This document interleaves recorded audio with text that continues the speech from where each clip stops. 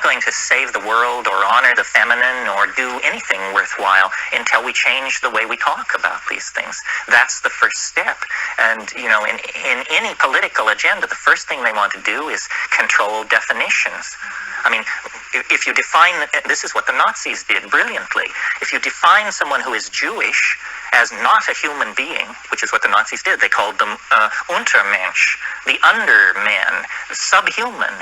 So you've changed the reality of what this person is in your mind. Now you can build ovens, deport them, put them in slave labor camps, because you've changed their essential nature by changing how you speak about them. And most of the changes we've allowed in language have been of this negative, destructive, disempowering sort. The curse of simplification, the easy answer, the glib reply. This is what our politicians, they say, well, you just cut the capital gains tax and it'll be fine. Everybody knows this is malarkey. It won't be fine. But language metaphors are being misused to delude and to keep some people on top and some people on the bottom.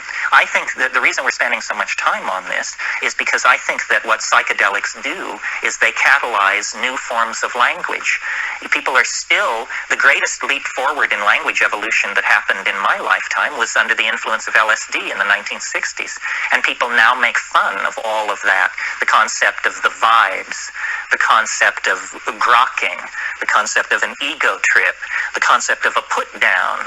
These are all, people didn't know what an ego trip was until they took LSD. There was no word in the language for that.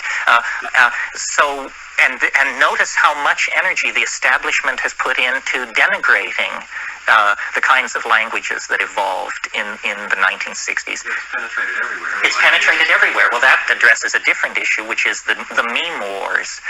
You all know, I suppose, that a meme is the smallest unit of an idea. In the same way that genes are the smallest units of heredity, ideas are made out of memes. Any coherent notion is a meme. Women should be respected. That's a meme. It's competing against the meme that women are worthless. That's another meme. These two memes compete in this society. One leads to believing one of those memes leads to a certain set of consequences. Believing the other meme leads to a different set of consequences. Memes evolve in exactly the same way that organisms evolve. Large ideological structures can be made up of thousands of memes. The meme of democracy is a very complicated meme. It makes certain assumptions about literacy and voting and responsibility and so forth and so on.